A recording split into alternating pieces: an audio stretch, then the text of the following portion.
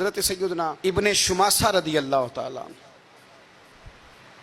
وہ فرماتے ہیں کہ حضرت عمر بن عاص رضی اللہ تعالیٰ عنہ کی بارگاہ میں حاضر ہوا ان کے مرض وصال میں جب ان کے انتقال کا وقت قریب تھا تو وہ رونے لگے. میں نے ان سے عرض کی کہ آپ روتے کیوں ہیں؟ تو کہنے لگے مجھے نا بات یاد آ گئی ہے جو مجھے رلا رہی ہے. میں وہ کیا؟ کہنے لگے جب میں اپنے نبی پاک کی بارگاہ میں، مدینے والے محبوب کی بارگاہ میں، رسول رحمت صلی اللہ علیہ وسلم کی بارگاہ میں حاضر ہوا تھا نا بیعت کرنے کی غرض سے، تو میرے دل میں اللہ نے اسلام کی روشنی پیدا کی، میرا دل اللہ نے نرم کیا، کفر کی میل کچیل دور ہوئی، میں حاضر ہوا بیعت کرنے کی غرض سے. فرماتے میں نے حضور کی طرف ہاتھ بڑھاتے ہوئے اپنا ہاتھ روک لیا تو نبی کریم علیہ السلام نے فرمایا تم نے ہاتھ کیوں روکا ہے؟ میں نے عرض کی حضور اگر گزارش ہو تو ایک عرض نہ کر لوں.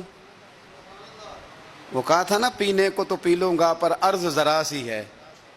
یا رسول اللہ صلی اللہ علیہ وسلم ایک گزارش نہ کر لوں؟ حضور نے فرمایا کر لو. عرض کی آقا میں آپ کے ہاتھ پر اسلام کی بیعت تو کر رہا ہوں، کلمہ تو پڑھ رہا ہوں، پر میرے گناہوں کی فہرست بھی بڑی لمبی ہے. یا رسول اللہ صلی اللہ علیہ وسلم کیا میں یہ بشارت سن سکتا ہوں کہ کلمہ پڑھوں گا تو اللہ میرے سارے گناہ معاف کر دے گا؟ کیا یہ خوشخبری میں سن سکتا ہوں میرے نصیب میں ہے؟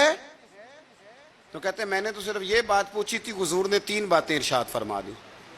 محبوب فرمانے لگے عمر بن عاص سنو، جب کوئی کلمہ پڑھ لیتا ہے تو اللہ اس کے پچھلے سارے گناہ معاف کر دیتا ہے، اور جب کوئی دین کے لیے ہجرت کرتا ہے تو اللہ اس کے پچھلے سارے گناہ معاف کر دیتا ہے. اور فرمایا جب کوئی شخص بیت اللہ کا حج کرتا ہے تو اللہ اس کے پچھلے سارے گناہ معاف فرما دیتا ہے، معاف ہو جاتے ہیں گناہ.